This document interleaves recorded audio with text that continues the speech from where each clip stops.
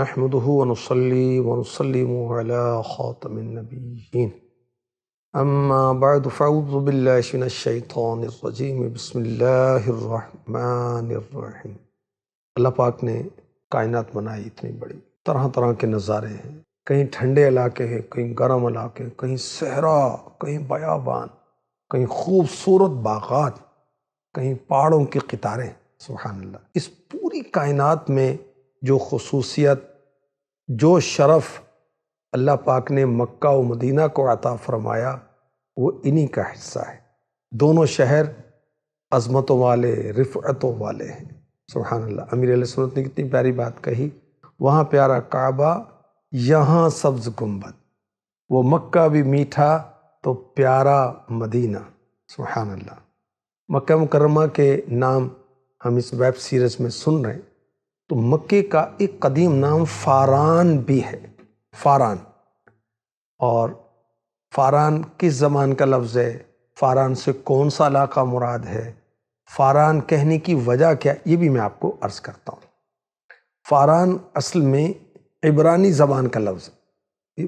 عبرانی زبان تقریباً ختم ہو چکی ہے، بہت کم ہے، اور سارے علماء کا اتفاق ہے کہ فاران مکہ مکرمہ کے مقدس پاکیزہ ناموں میں سے ایک نام۔ اور فاران سے کون سا علاقہ مراد ہے؟ مشہور یہ ہے کہ فاران مکے کے پہاڑوں کا نام، اور یہ بھی کہا گیا کہ جبل حرا، جس میں ہمارے پیارے آقا مکی مدنی مصطفیٰ صلی اللہ علیہ وسلم پر پہلی وحی نازل ہوئی، اسے فاران کہتے ہیں۔ اور ایک قول اور بھی ہے کہ بحر کلزم کے ساحل پر واقع دو پہاڑوں کے درمیان جو شہر ہے اسے فاران کہتے ہیں، اور بحر کلزم کے ساحل کو بھی فاران کہتے ہیں۔ یہ اسی سمندر کا ساحل ہے جس میں اللہ پاک نے فرعون کو ڈبویا تھا۔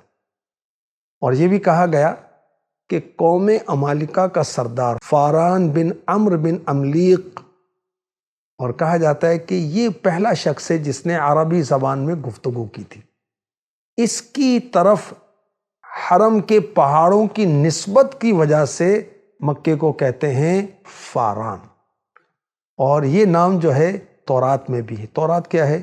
یہ آسمانی کتاب ہے جو اللہ پاک نے موسیٰ علیہ السلام پر نازل کی، انجیل حضرت عیسیٰ علیہ السلام پر نازل ہوئی، زبور حضرت داود علی نبینا علیہ السلام پر نازل ہوئی، اور مختلف صحائف اللہ پاک نے ابراہیم علیہ السلام اور دیگر انبیاء پر نازل فرمائے۔ تو تورات میں فاران کا ذکر ہے، مکہ پاک کا ذکر ہے۔ کس طرح، کس انداز سے، سنیے۔ تورات میں ہے، اللہ کا نور سعیر سے چمکا، فاران کے پہاڑوں پر وہ طلوع ہوا۔ تورات کی اس آیت میں کہا گیا اللہ کا طور سینا سے آنا، اس سے کیا مراد ہے؟ حضرت سیدنا موسیٰ کلیم اللہ علی نبینا علیہ السلام سے اللہ پاک کا کلام فرمانا۔ سعیر سے اس کا نور چمکا، اس سے کیا مراد ہے کہ حضرت عیسیٰ علیہ السلام کو انجیل مقدس دی گئی۔ سعیر یہ فلسطین کے پہاڑوں کا نام۔ فاران کی چوٹیوں پر نور چمکنے سے کیا مراد ہے کہ ہمارے نبی، پیارے نبی، آخری نبی مکی مدنی محمد صلی اللہ تعالی علیہ وسلم پر قرآن کا نازل ہونا۔ تو تورات کی اس آیت میں آخری نبی صلی اللہ علیہ وسلم کی نبوت کی دلیل بھی ہے۔ تورات میں ایک اور مقام پر اس بارے میں دلیل موجود ہے کہ جبل فاران مکے کے پہاڑ ہیں۔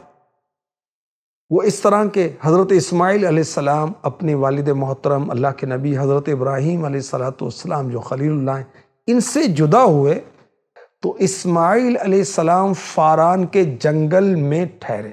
یہ آیتیں ہیں کہ فاران کے جنگل میں ٹھہرے، اور اس کی ماں نے اس کا نکاح مصر کی ایک عورت سے کروایا۔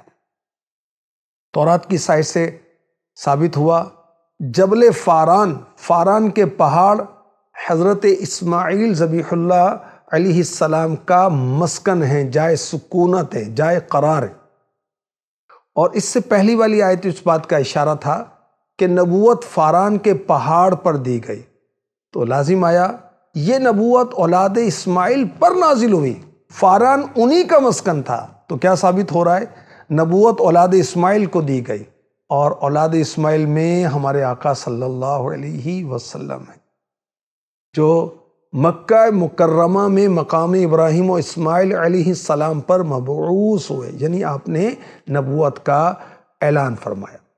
تو مکے کے پہاڑ وہ پہاڑ ہیں جنہیں فاران کے پہاڑ کہا جاتا ہے۔ تورات میں اس بات کا اشارہ ہے کہ یہ وہ پہاڑ ہیں جس میں مصطفیٰ کریم صلی اللہ علیہ وسلم کو نبوت عطا کی گئی۔ اور یاد رکھیے، میرے نبی اس وقت بھی نبی تھے جب آدم علیہ السلام پانی اور مٹی کے درمیان میں تھے۔ تو مکہ پاک کے مبارک ناموں میں ایک نام ہے فاران۔ اللہ پاک مکے کی برکتیں ہمیں نصیب فرمائے، کعبے کا حج نصیب فرمائے، عرفات، مزدلفہ، منی کی زیارتیں نصیب فرمائے، مقام ابراہیم کے قریب نوافل کی سعادت عطا فرمائے، مکے میں جا کر زمزم کا جام کعبے کو دیکھ دیکھ کے پینا نصیب فرمائے، آمین۔ کعبے کے جلووں سے دلے مضطر ہو کاش شاد،